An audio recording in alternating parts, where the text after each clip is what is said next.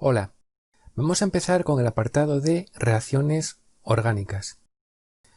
En primer lugar, quiero explicaros por qué se produce una reacción orgánica, porque tiene sus peculiaridades. Si observamos las siguientes moléculas, aquí podemos tener, por ejemplo, esto puede ser una acetona, aquí podemos tener un alcohol, aquí este puede ser un aldehído. En función del tipo de grupo funcional, la molécula va a reaccionar de una forma o de otra. En este caso, por ejemplo, si nos fijamos en el aldehído, vemos que tenemos un oxígeno con un doble enlace. Lo que puede pasar es que venga otra molécula que rompa el doble enlace que tenemos entre el carbono y el oxígeno y se una hidrógeno, como tenemos en la molécula de abajo. Y en este caso, entonces tendremos un alcohol, un OH. Una molécula que es de tipo orgánico, que es un aldehído, se transforma en otra molécula orgánica. No es necesario que se separe la molécula en diferentes iones, como sucede en las reacciones de química inorgánica. Por tanto, esta es una de las peculiaridades de las reacciones orgánicas. En una reacción típica orgánica hablamos de sustrato y reactivo. El sustrato es aquel compuesto orgánico que va a reaccionar y que de alguna forma se va a transformar en un producto. Y llamamos reactivo a esa otra sustancia que va a reaccionar con este sustrato. El reactivo puede ser inorgánico, pero también puede ser orgánico, con lo cual en realidad a veces podemos considerar que realmente el reactivo también es un sustrato. Eso va a depender del tipo de reacción química que estemos utilizando. Realmente no es importante, simplemente que sepáis que sustrato va a ser el compuesto orgánico que va a reaccionar y que va a dar un producto. Las propiedades químicas del sustrato y del reactivo van a influir enormemente en el tipo de reacción que se va a producir. Si conocéis muy bien el tipo de reacciones y sabéis cómo son los distintos grupos funcionales, podéis predecir cuál es el producto que se va a obtener. A la hora de predecir un tipo de reacción, tenemos que fijarnos en los efectos que pueden tener los sustratos y los reactivos. Un sustrato puede sufrir un efecto inductivo o un efecto mesómero, y un reactivo puede ser nucleófilo o también puede ser electrófilo. Vamos a ver qué significa cada uno de estos efectos. Cuando hablamos de sustrato en el efecto inductivo, este efecto es aquel que se debe a la polaridad de los enlaces y disminuye a medida que nos alejamos del átomo considerado. Es decir, no va a haber efecto inductivo si no hay polaridad de enlace. Los efectos inductivos pueden ser de dos tipos. Un efecto inductivo más I, que es dador de carga, y un efecto inductivo menos I, que es aceptor de carga. En el efecto inductivo dador más I, el grupo cede carga al átomo debido a que posee cargas negativas o debido a que es menos electronegativo que el hidrógeno. En este caso veis que tenemos aquí un CH3. El CH3 se considera que es una rama, una parte de una molécula que provoca un efecto inductivo dador hacia aquel carbono al que esté unido. También el oxígeno -1 o el grupo ácido, cuando ha perdido su hidrógeno, también sería un grupo que provoca un efecto dador más I. Por ejemplo, en este caso, veis que el CH3 le ponen una flecha hacia la derecha. Quiere decir que está dando carga hacia ese carbono que además tiene dos oxígenos unidos a él, uno con doble enlace y el otro con carga negativa. Eso quiere decir que el CH3 estabiliza la carga que pueda tener ese carbono. Así pues, el carbono puede tener una carga positiva que sea relativamente estable porque el CH3 le está dando un efecto inductivo más I. Es como que le está dando parte de la carga electrónica que tiene el CH3. Si en lugar de tener un metilo tuviésemos un etilo, el segundo carbono ya tiene un efecto más débil, porque a medida que nos vamos alejando del carbono que estamos considerando, cada vez ese efecto es menor. ¿Cómo es el efecto inductivo aceptor? El -I. Este lo presenta un sustituyente que atrae hacia sí los electrones de un enlace, o que es más electronegativo que el hidrógeno. Tenemos como ejemplos el grupo nitro, el grupo ácido con su hidrógeno, por ejemplo un halógeno, o por ejemplo un grupo amino. En ese caso, si os fijáis en el primer compuesto, tenéis aquí un cloro que sabéis que es muy electronegativo. Atrae hacia sí la carga eléctrica del carbono al que está unido, de esos electrones que tiene con el enlace con el carbono. Eso quiere decir que el carbono queda con déficit de carga eléctrica y por tanto los oxígenos que están unidos a él tienen que cederle parte de su carga.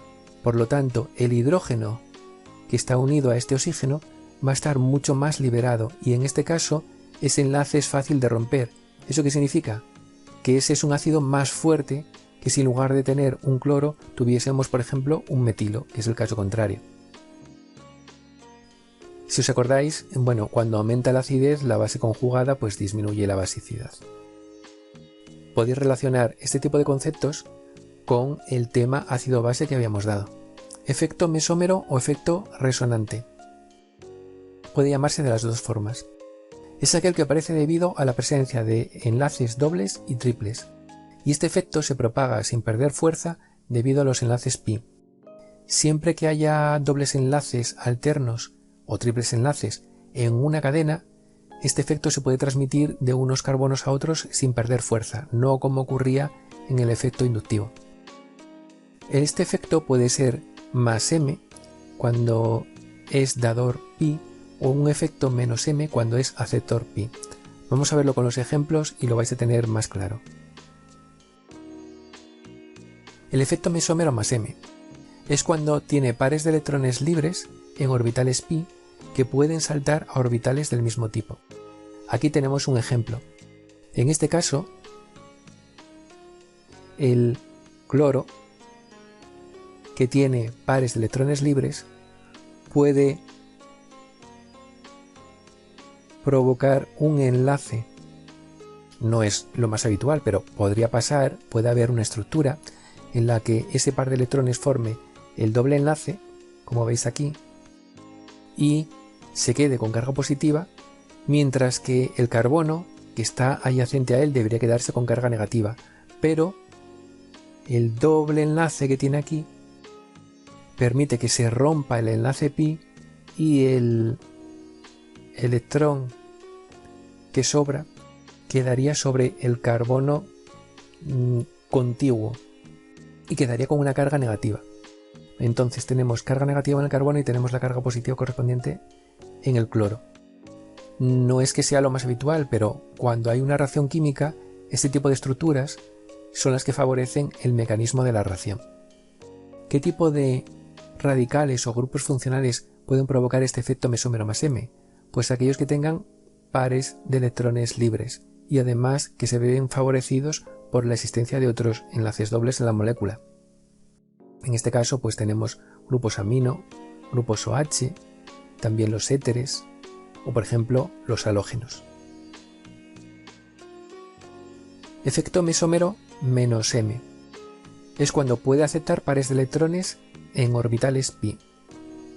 Se va a tratar de grupos funcionales que tengan una estructura tal que permita aceptar pares de electrones, es decir, tienen dobles enlaces que pueden romperse porque vengan electrones de otro sitio, como el grupo nitro, el grupo ácido o el grupo carbonilo.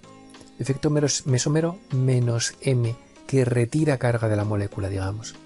Entonces, en el primer caso, podéis ver aquí que tenemos un doble enlace y el enlace pi se rompe, se mueve hacia el carbono contiguo, lo veis aquí en la molécula. Como los dos electrones se mueven hacia el otro lado, el primer carbono queda con una carga positiva y el doble enlace que tiene el carbono con oxígeno se rompe el enlace pi y quedaría el par de electrones unido al oxígeno. Y este oxígeno, veis que tiene aquí podéis ver la rayita de la carga negativa del oxígeno porque tiene un electrón de más. Como veis, aquí hay ejemplos del aldehído, del nitro, grupo ciano, grupo ácido, ¿vale? Todos ellos tienen un carbono con oxígeno con doble enlace o enlaces entre nitrógeno y carbono que permiten esa rotura del enlace, porque también hay otros dobles enlaces en la cadena carbonada que permiten ese baile de electrones, y que una molécula que es neutra en realidad pues tiene carga positiva en un sitio y carga negativa en el otro, y esto favorece la reacción.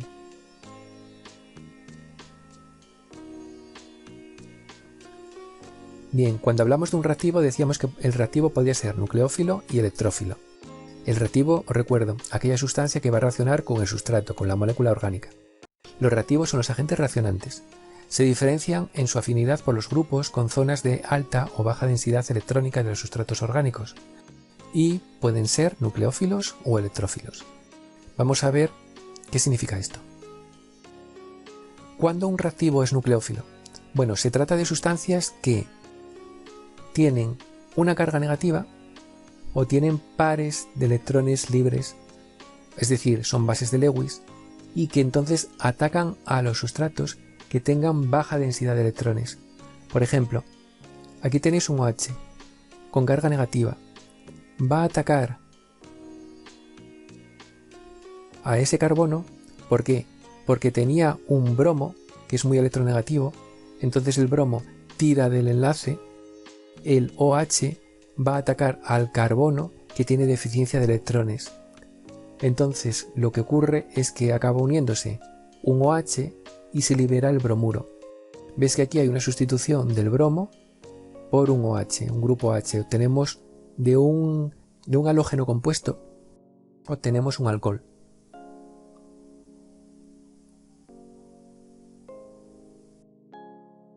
¿Qué pasa con los reactivos electrófilos? Pues son aquellos que tienen una carga positiva o que tienen orbitales vacíos, es decir, son ácidos de Lewis, lo contrario de lo que dijimos antes. En estos pueden alojar pares de electrones y reaccionan con sustratos que tengan una alta densidad electrónica. Esto va a ser siempre cuando tengan insaturaciones, es decir, dobles enlaces o triples enlaces. Este doble enlace, aquí hay una alta densidad de carga electrónica y va a atacar a cualquier sustancia que tenga carga positiva o que tenga orbitales vacíos. Y se va a provocar la unión, como veis en esta molécula, queda unido la olefina que teníamos al principio con el reactivo electrófilo. En este otro caso, un ataque de un nucleófilo es precisamente lo contrario. El nucleófilo, que era negativo, va a atacar a la parte positiva de la molécula. Lo que suele ocurrir en las reacciones químicas, como veis aquí, es que hay un primer paso que puede ser de un tipo, por ejemplo, aquí un ataque de un electrófilo, y luego, para completar la reacción, existe un ataque nucleófilo de otra sustancia que va a unirse a ese carbono que tiene la carga positiva. Una cosa es que un reactivo puede ser electrófilo o nucleófilo, que un sustrato tenga efecto mesómero de un tipo o de otro, por ejemplo.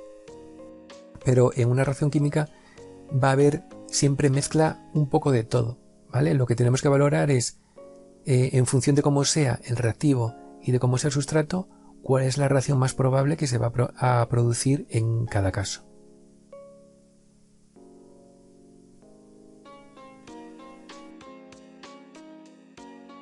Aquí tenéis más ejemplos de reactivos que son electrófilos. En este caso tenemos un magnesio y tenemos un doble enlace carbono-oxígeno. El magnesio, que está unido ahí con un radical R, que además tiene un halógeno ahí, tiene número de oxidación, sabéis que es 2, tiene una deficiencia de electrones. Lo que ocurre es que estos electrones en este caso del aldehído, están más cerca del oxígeno, por lo tanto el enlace pi se va a romper, los dos electrones del enlace pi van a separarse del carbono y van a acabar uniendo el oxígeno con el magnesio. Y es lo que os ponen aquí. ¿Qué pasa? Que hay un baile de electrones porque si nosotros unimos el oxígeno con el magnesio, los electrones que formaban parte del enlace del magnesio con el grupo R tienen que irse, porque si no quedaría con un exceso de electrones. Entonces el R va a quedar negativo y ese R, al ser negativo, va a atacar al carbono que queda positivo y se van a unir. Luego puede sufrir diferentes procesos y formar, en este caso, con ese tipo de reacción, veis que acaba formando un alcohol. El mismo tipo de reacción química con otro aldehído, pero ya con un R' aquí, que puede ser cualquiera, un aldehído superior lo llaman, pues se provoca lo mismo. El doble enlace que hay del oxígeno se va a romper porque el magnesio tiene una deficiencia de electrones, se va a unir al magnesio, aquí el radical R se va a ir como R negativo y esos electrones que se lleva el R van a atacar a ese carbono que quedaba positivo porque se fueron los electrones del doble enlace con el oxígeno. Y entonces se forma aquí este, digamos, ataque del electrófilo hacia el orbital pi del carbono-oxígeno. Y en las cetonas, pues veis que ocurre lo mismo. Miradlo con calma, sé que es un poco lioso, pero realmente es como un baile que hay de los electrones que van de un lado hacia el otro. Reactivos nucleófilos. Pues ¿cuáles son nucleófilos? Pues aquellos que tengan un exceso de electrones y que puedan atacar a un sustrato que tenga deficiencia de electrones. Grupos OH, un oxígeno con una carga negativa. El agua, este es muy importante, el oxígeno del agua tiene dos pares de electrones que pueden atacar a los sustratos. Un grupo amino, grupo nitro, el grupo ácido pero sin el hidrógeno del ácido tiene una densidad de carga electrónica muy elevada porque es negativo. El amoníaco también es un reactivo que se utiliza en las reacciones orgánicas. Las bases, los hidróxidos, los halogenuros y por otro lado, ¿qué tenemos? Pues reactivos electrófilos, aquellos que van a atacar partes de la molécula que tengan una alta densidad electrónica, como por ejemplo dobles enlaces o triples enlaces, es decir, insaturaciones. Aquellos reactivos que tienen carga positiva, como los protones de un ácido, como el NO2 pero aquí con la carga positiva, o el NO con carga positiva, o fijaos las estructuras que habíamos visto que eran estructuras de Lewis con un octeto incompleto, en este caso el trifluoruro de boro, el tricloruro de aluminio, los cationes de los metales, compuestos como vimos en el ejemplo de la reacción en donde hay un carbono que por alguna razón ha perdido los electrones y queda con carga positiva, el trióxido de azufre que tiene un montón de pares de electrones libres, aquí tenemos un halo compuesto, los halógenos como gas. ¿Por qué? En el caso de los halógenos como gas, por si os surge la duda y decís, pero ¿por qué es electrófilo si tiene un montón de electrones? Sí, pero por ejemplo, si tenemos el cloro que tiene un enlace con el cloro y tiene sus pares de electrones, ¿os acordáis que decíamos que podía existir un efecto de dipolo instantáneo? Porque los electrones se van moviendo por toda la molécula. Entonces, en un momento dado, uno de ellos puede tener una densidad de carga positiva y el otro puede tener una densidad de carga negativa. Entonces, este cloro que tiene la carga positiva, mejor dicho, la densidad de carga positiva, puede verse atacado, pues por ejemplo, si tenemos una olefina, estos electrones o algún anión puede atacar a este cloro y los electrones del enlace irse por ahí y acabar teniendo pues algo parecido a esto. Un cloro que esté unido por ahí, esto se rompió el enlace, pues entonces esto quedará positivo y el cloro de la otra molécula pues andará por ahí, que es negativo, y que seguramente vaya a atacar a este carbono que es positivo si no hay otra cosa que estabilice la molécula. En siguientes vídeos os mostraré los distintos tipos de reacciones orgánicas que debéis conocer.